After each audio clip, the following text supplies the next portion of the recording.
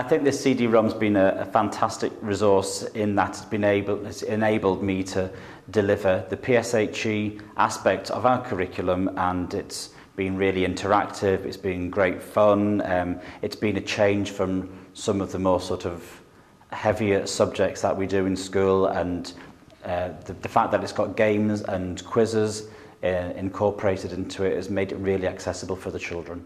The fact that it's ICT based engages them immediately. They're interested in that more than if you hand out a set of textbooks or give them a set of cards to match, or a sort of concrete resource game to play. They're very much, this is the ICT generation that we're teaching now. So that switches them on straight away. And that's kind of the key to the door. They're switched on, and then they start looking at the videos and the young man who introduces it all at the beginning, and they realise that not only is it ICT and that's for them, that it's people who are similar to them talking about stuff that interests them. What I enjoyed most about the project was all the punishments, because I liked learning about why they used to have all horrible canes and why we do it now.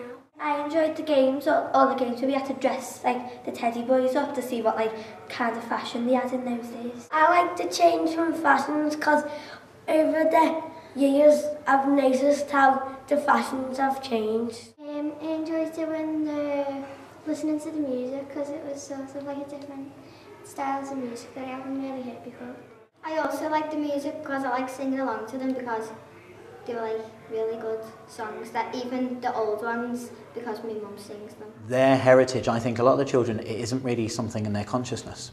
But when you start looking at their local community in a historical sense, and you do it in a way that's meaningful to them, so you're talking about music or you're talking about fashion, straight away, and I didn't see this coming,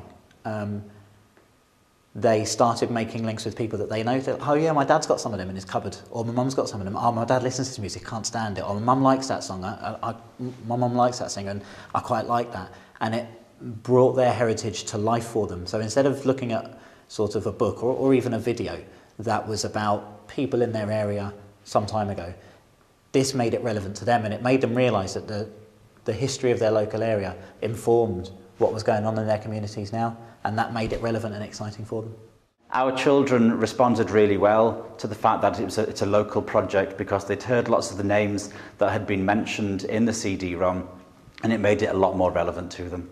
The fact that it mentioned their local area in a contemporary sense as well as in a historical sense got them really excited from the word go. They were really interested to learn about the heritage of the local area, because they wanted to know about what life was like in Litherland before they were born. I used to think that heritage was like a kind of drink, like a fizzy drink. We don't normally learn stuff like that, like Mr. Gilmore in there, he doesn't say get your maths book out and start learning about punks and stuff.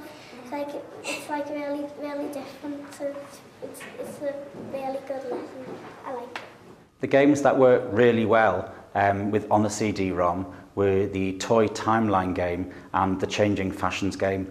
The children really enjoyed coming up to the smartboard and messing around and exploring all the different options for the clothes. And when it came to the toy timeline, they didn't really have much of an idea about when toys were invented, so it was really a good learning curve for them. The good thing about this Heritage Trust resource is that it's easily linked to virtually all of the national curriculum, and that makes it easy for us as a creative school to incorporate into our curriculum. I think the way that the whole planning process was undertaken worked really well. Ariel Trust came into school 4 times to speak to me on a regular occasion, and it was well advanced of the CD-ROM being produced. I thought there was just enough input by the teachers, and Ariel Trust were really good at listening to what the teachers' views and opinions were, and they took them on board. So I think the whole process worked really well.